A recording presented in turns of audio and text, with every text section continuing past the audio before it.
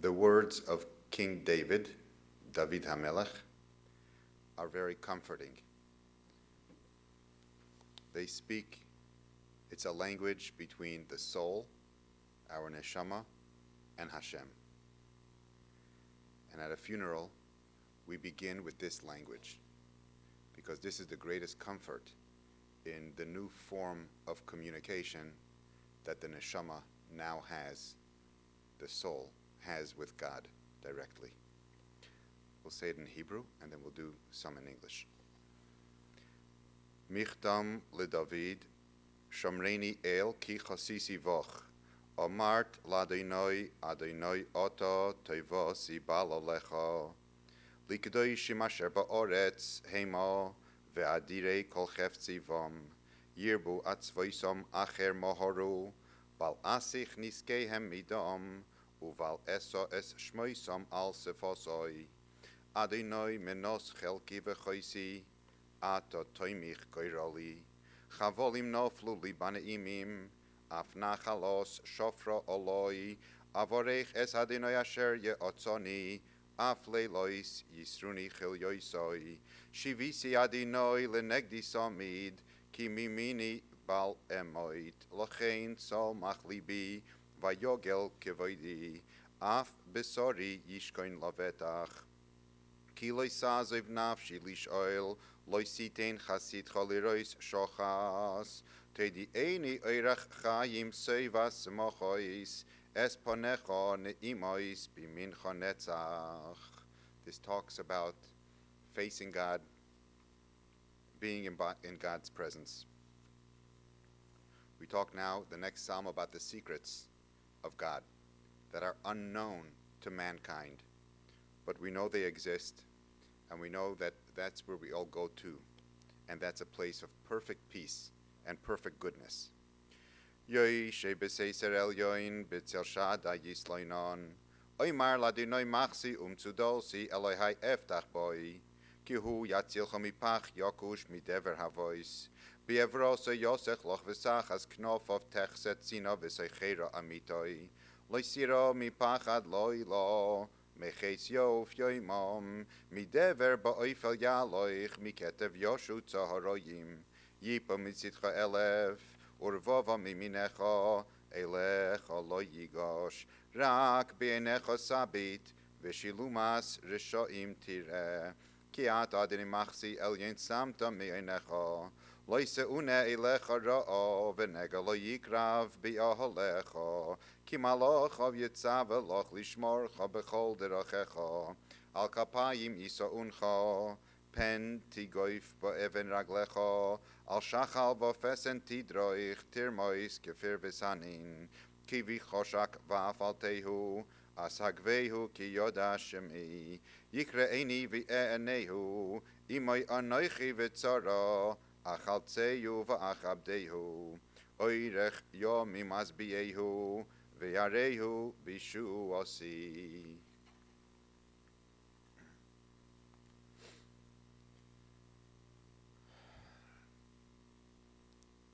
Today is a holiday. It's not typical to celebrate a holiday this way, but yet we do celebrate. As it turns out, this is not just a regular Jewish holiday. We're in the midst of a 9-day holiday that is considered to be the festival of joy. How does that impact a funeral? According to Code of Jewish Law, things are different. Things are elevated when a funeral takes place on a holiday, especially the holiday of joy. It's natural to mourn a life that gave so much life, first and foremost to her family, to her children, to her grandchildren, to her great-grandchildren, gave life to friends, gave life to her community. Of course, it's natural to mourn. Why do we mourn? We mourn because we miss our loved ones. We miss their love, we miss their vibrancy, we miss the life that they gave us. From the soul's point of view, this is a time of returning. And in a holiday, the festival of joy, we're encouraged to elevate ourselves, to start experiencing this reality from a soul experience. So it's asking us to dig deeper, to find inner energy to be elevated. And that's why when the funeral happens in the holiday of Sukkot, we don't extend eulogies. We don't extend a sense of mourning more than absolute necessary. So we'll have one eulogy today from Anna, who is a most beloved granddaughter. From the description that you explained to me, your hearts were connected on a very deep level. We should all be blessed with such grandchildren.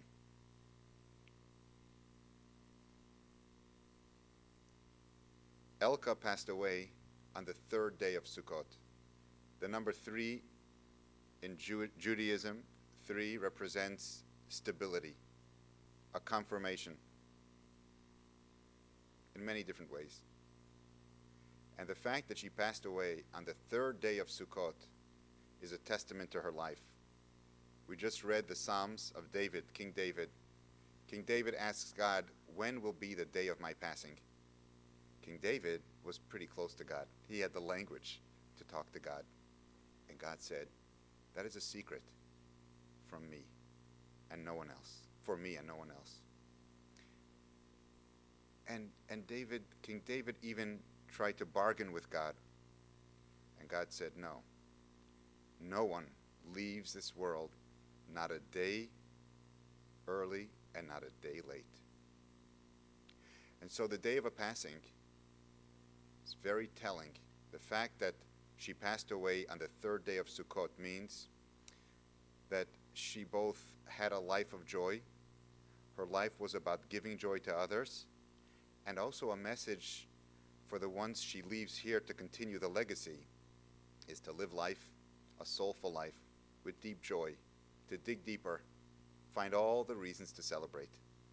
This is the greatest thing that that you can do for her and that she leaves for us.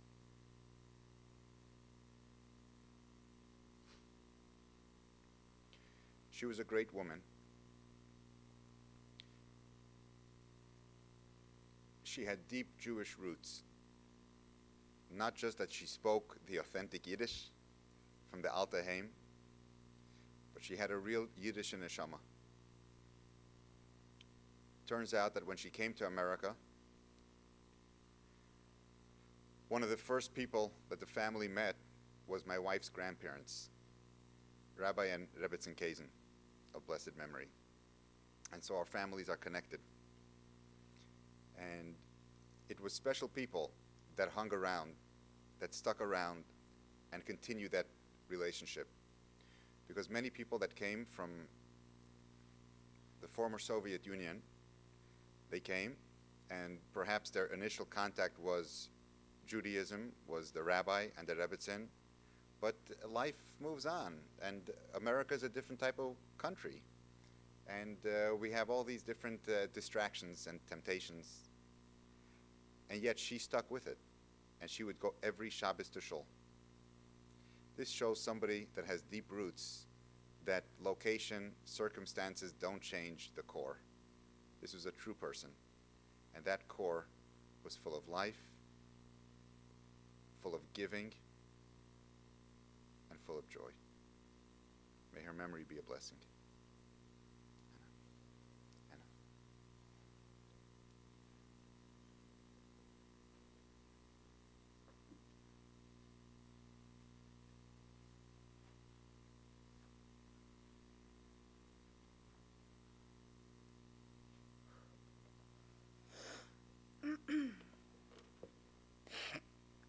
Sorry. Whew, okay.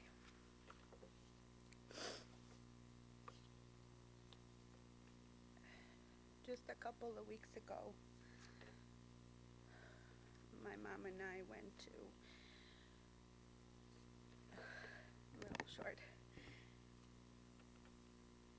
We went to synagogue for Yom Kippur, and during reading of the Yizkor, a phrase stood out to me. It was written by Hannah Senish. And during Yizkor it is said that there are stars whose light reaches the earth only after they themselves have disintegrated. And there are individuals whose memory lights the world long after they have passed. Thank you.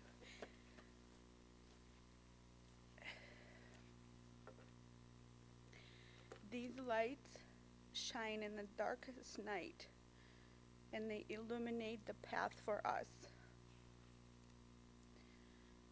That light is our grandma. She is that light because she leaves her legacy to us. She is our matriarch and our fearless leader. She knew what she wanted, how she wanted it, and how to go about getting it. For me, as well as for many, she was a significant lifeline whose absence will be deeply felt.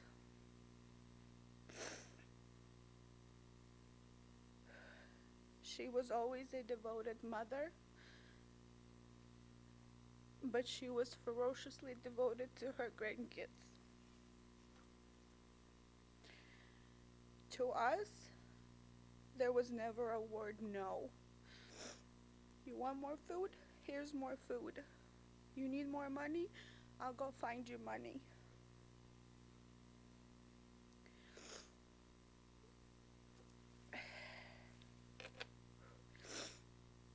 At the end of her journey, we, as our family, her kids and her grandkids, we were blessed to be able to give back to her what she gave to us.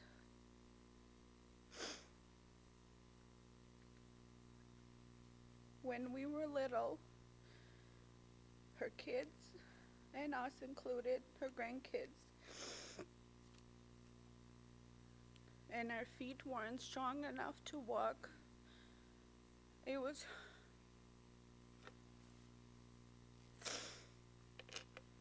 were her strong hands that lifted us up until we all could walk on our own.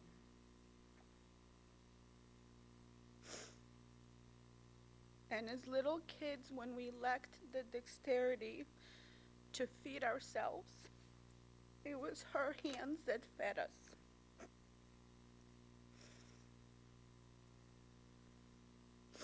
The last couple of months,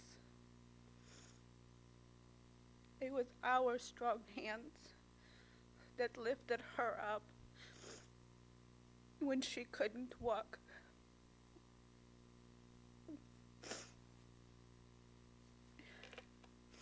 And when she forgot how to feed herself, it was us who fed her. And when she would say, "Don't let me fall," I reminded her that just like she didn't let me fall, I wasn't going to let her fall. And when she asked me how I learned to feed so well, I reminded her because she taught me how to.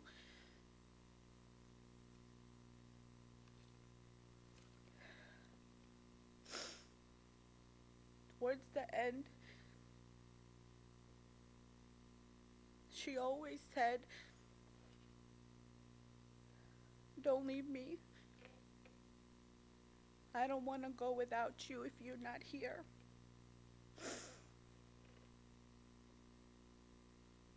On Wednesday, I was given a gift to fulfill her wish to be there for her. I was at work, and my mom called me and she said, "You need to get home because I think Grandma is ready." And when I got home, even though Grandma's eyes were closed and she was no longer there, I took her hand and she heard my voice. And when I told her, "Grandma, I'm here. It's okay to go.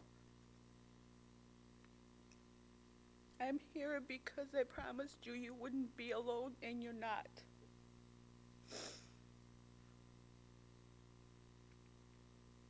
And within a few minutes,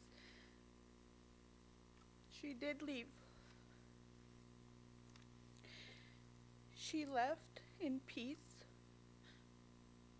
surrounded by family and love.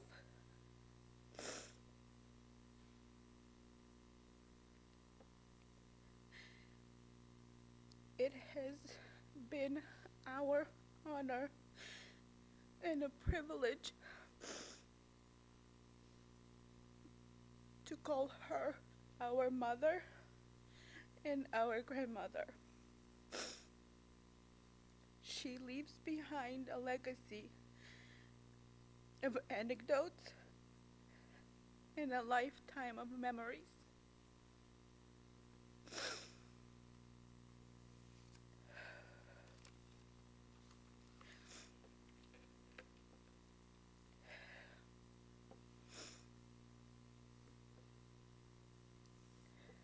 My grandma,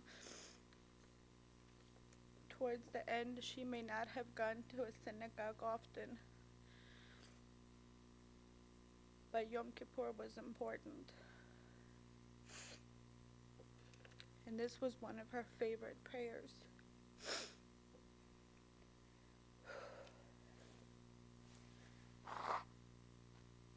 Sorry. Father, thank you for each and every day you have blessed us here on earth. Thank you for your tender mercies, and thank you for giving us friends and family to share these joys with. As you have blessed my friends, relatives, and those I care deeply for. Where there is joy, give them continued joy. Where there is pain, give them your peace and your mercy. Where there is self-doubt, release a renewed confidence. And where there is need, fulfill their needs. Bless their home, their families, their finances, their goings, and their comings. The Lord is my shepherd, and I shall not want. He causes me to lie down in green pastures, and he leads me beside the still waters. He restores my soul, and he leads me in the path of righteousness for his name's sake. Even as I walk in the valley of the shadow of death, I will not fear no evil, for you are with me. Your rod and staff, they comfort me.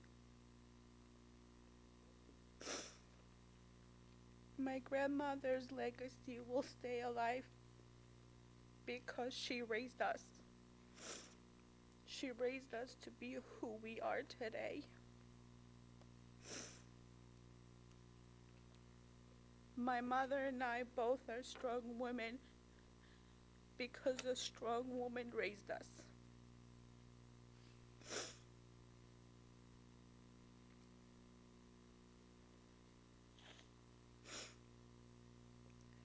May my grandmother have her final peace.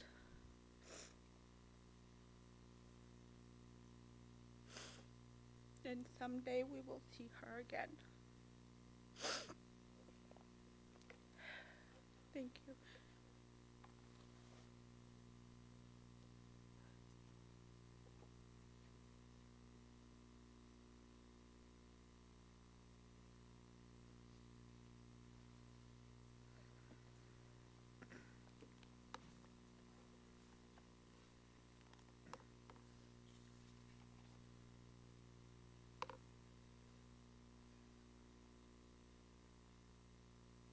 Your mother lit Shabbos candles? Friday night? Always. Shabbos candles can be called family candles. It's designed to bring peace in the home. It's a big mitzvah. It's a mitzvah that the Jewish woman is empowered with. And this may be a good time, perhaps, to recommit each woman in the family to continue lighting Shabbat candles, especially for the first year in her memory. Yesterday when I came to the home, I saw there was a candle lit. That's a candle that goes on for the soul, but every Friday night before Shabbat, to light candles, 2 candles at least, and think about her and bringing the Shabbat with peace. Commitment.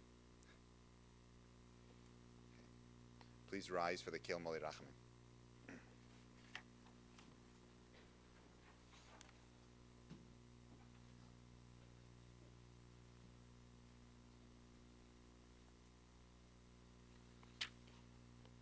El Moli Rachamim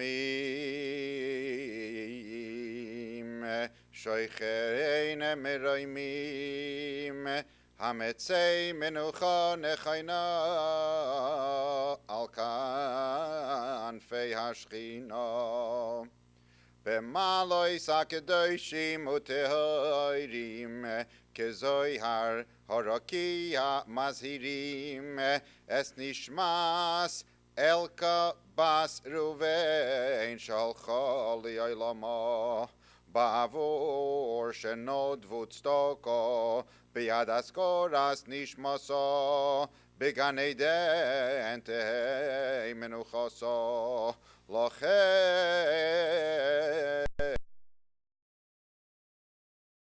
Tireha B'seiser Kenafov Li'olamim V'yitzror b'yitzror achayim es nishmaso Adonai unachaloso V'sonuach al mishkavo b'shalom V'noimar Amen. We'll repeat that in English. O God, full of compassion, who dwells on high, grant true rest upon the wings of the Shekhinah, the divine presence, in the exalted spheres of the holy and pure, who shine as the shine of the firmament to the soul of Elka, the daughter of Reuven, who has gone to her supernal world. For charity has been donated in remembrance of her soul. May her place of rest be in Gan Eden, in paradise. Therefore, may the All-Merciful One shelter her with the cover of his wings forever, and bind her soul in the bond of life. The Lord is her heritage. May she rest in her resting place in peace, and let us say, Amen. The service is now concluded. Pallbearers.